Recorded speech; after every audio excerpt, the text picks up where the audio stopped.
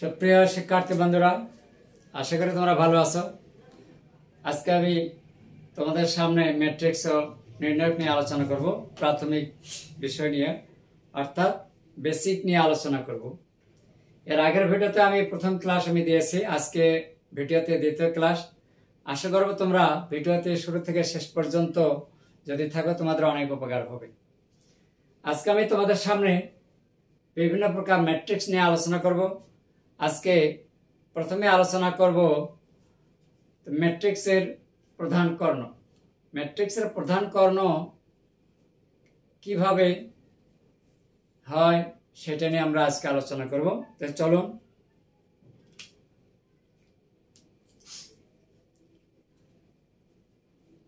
কোন বর্গ ম্যাট্রিক্সের প্রথম সারি ও প্রথম কলামের সাধারণ ভক্তি বরাবর যে কর্ণ তাকে বলা হয় প্রধান কর্ণ বা মুখ্য কর্ণ।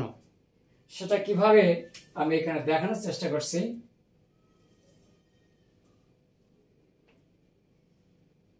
ওয়ান টু, অথবা আমি অন্য দিয়ে কিছু দিয়ে দিচ্ছি, A B C, X Y Z 3 4 5। তাহলে এখন এটা একটা ম্যাট্রিক্স।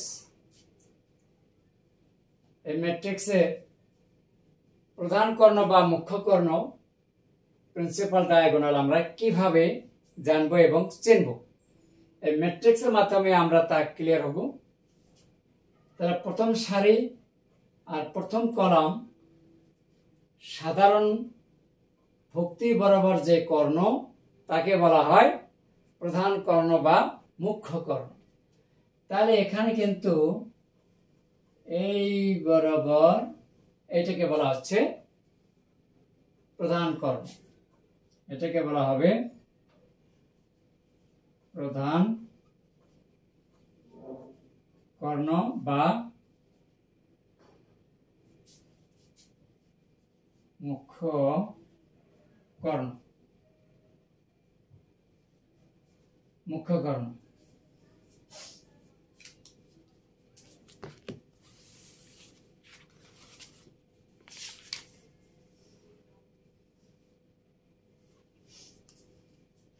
তাহলে আমরা এখন অবশ্যই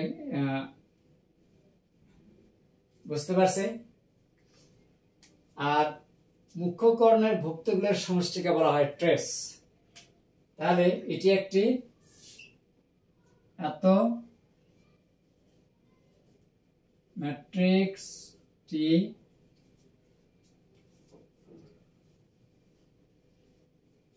একটি এত ম্যাট্রিক্সটির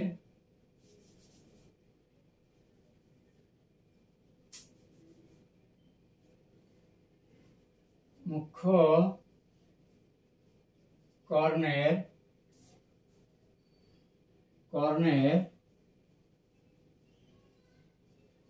ভুক্তিগুলি এ ওয়াই 5 এবং ট্রেস হবে a প্লাস ওয়াই প্লাস 5।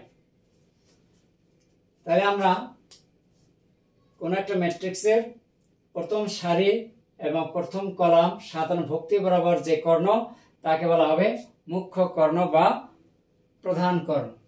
তাহলে এ ওয়াই এবং 5 এই ভুক্তিগুলোকে বলা হচ্ছে মুখ্য কর্ণ।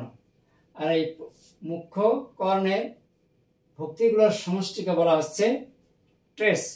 ট্রেস কাকে বলে, অথবা যে কোনো একটা ম্যাট্রিক্সের তখন ট্রেস হয়তো নির্ণয় করতে বলে, এমসিকিউতে বলে। এরপরে আমরা আলোচনা করব, এটা গেল তোমার ম্যাট্রিক্সের প্রধান কর্ণ। ম্যাট্রিক্সের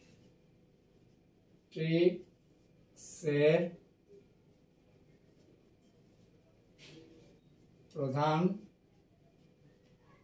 কর্ণ। এরপরে আমরা আসবো কর্ণ ম্যাট্রিক্স।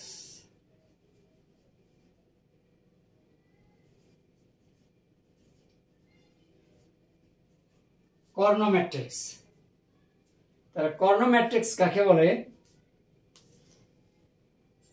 যে বর্গ ম্যাট্রিক্সের প্রধান কর্ণের ভুক্তিগুলি অশূন্য এবং অবশিষ্ট ভুক্তিগুলি শূন্য তাকে বলা হয় কর্ণ ম্যাট্রিক্স। তাহলে কি হবে? যেমন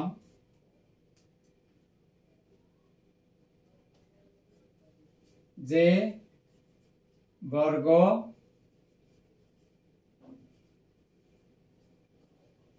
ম্যাট্রিক্সের প্রধান কর্ণের ভুক্তিগুলি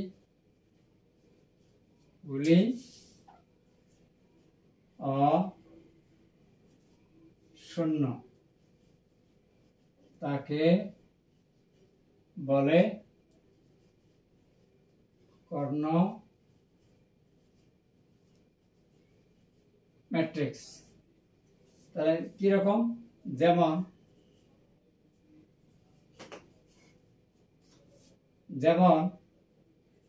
5 0 0 2।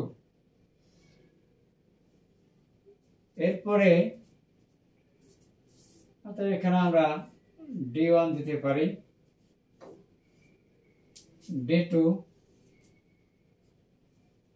এরপর লেখা যায় 1 0 0 0 2 0 0 0 3।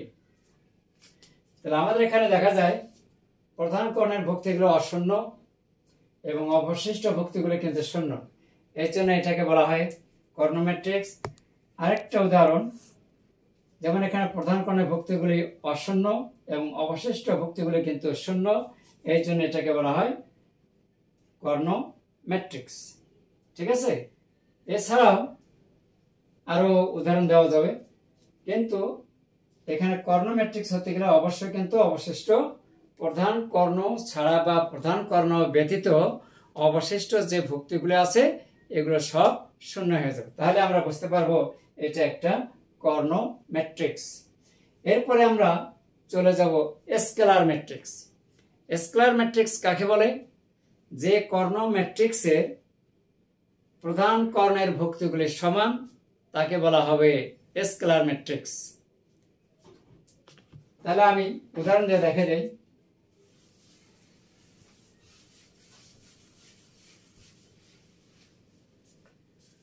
যে কর্ণ ম্যাট্রিক্সের প্রধান কর্ণের ভুক্তিগুলি সমান তাকে বলা হয় কর্ণ scalar matrix. Scalar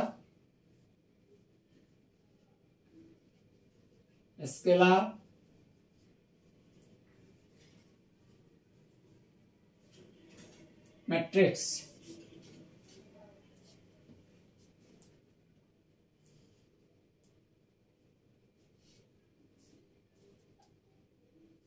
two 0 0 0 2 0 0 0 2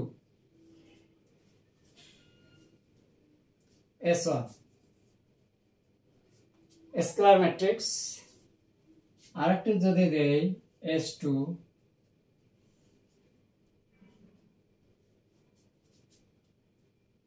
A 0 0 0 A 0 0 0 A scalar matrix. কিন্তু এগুলো কিন্তু একটা করে বর্গ ম্যাট্রিক্স, কিন্তু এখানে বলা যাবে না, তার কারণ স্কেলার ম্যাট্রিক্স হতে গেলে প্রধান কর্ণ ব্যতীত অবশিষ্ট ভুক্তিগুলি যেন শূন্য হয়, আর সেই সাথে প্রধান কর্ণটা যেন প্রত্যেকটা ভুক্তি যেন পরস্পর সমান হয়, এই জন্য এটাকে বলা হবে স্কেলার ম্যাট্রিক্স। আবার বলছি, কোন বর্গ ম্যাট্রিক্সের প্রধান কর্ণের ভুক্তিগুলি যদি সমান হয় তাহলে আমরা তাকে স্কেলার ম্যাট্রিক্স বলবো। তাহলে এখানে প্রধান কর্ণ ভুক্তি 2 2 2 সমান, এ এ এ সমান, অতএব এটি একটা স্কেলার ম্যাট্রিক্স। এত ম্যাট্রিক্সটি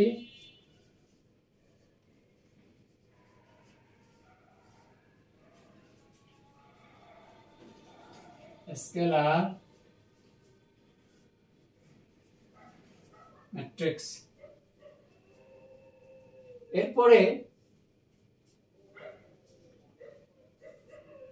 S3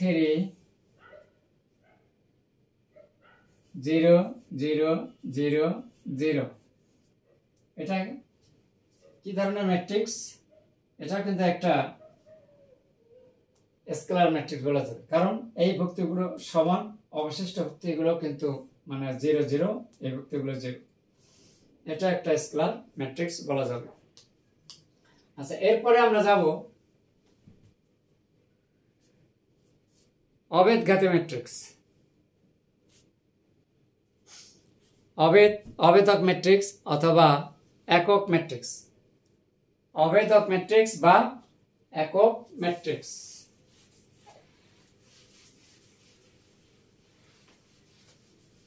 অবেদক ম্যাট্রিক্স হচ্ছে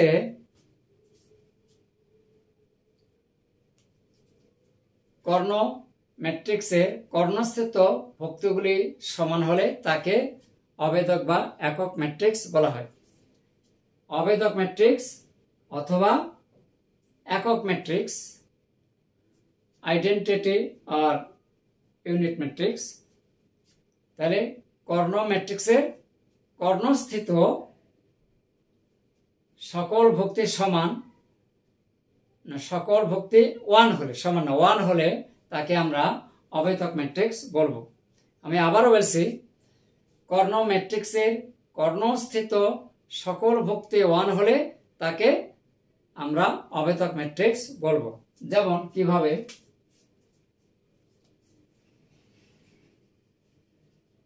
অবেদক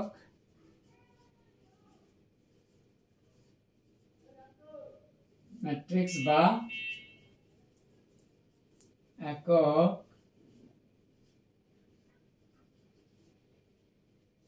ম্যাট্রিক্স।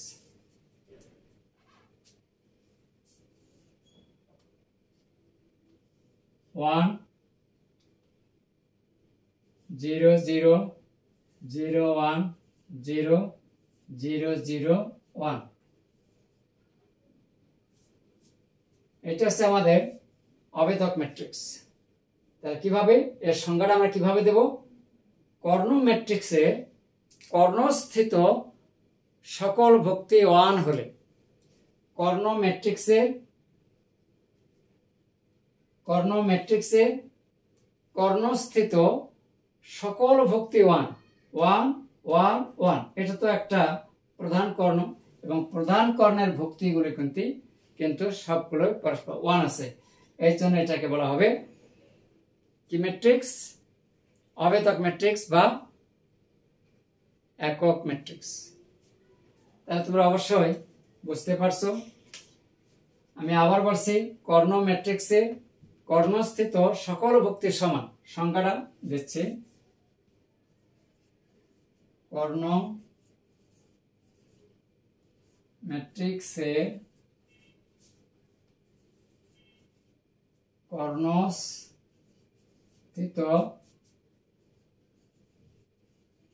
সকল ভুক্তি 1 হলে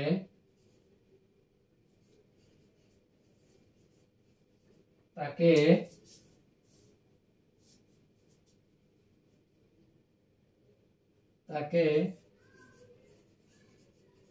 অবেদক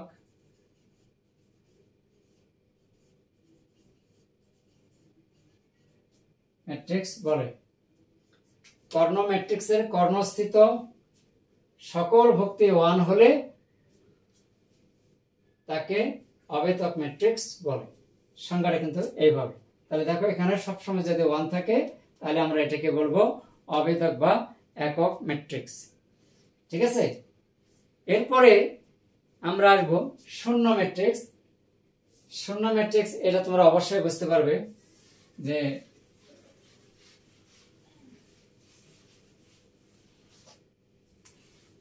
শূন্য ম্যাট্রিক্স আছে, যে বর্গ ম্যাট্রিক্সের প্রত্যেকটি ভুক্তি শূন্য তাকে বলা হয় শূন্য ম্যাট্রিক্স। যেমন কি এরকম শূন্য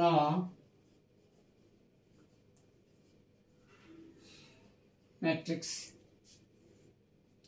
0 0 0 0 0 0, এটাকে বলা হচ্ছে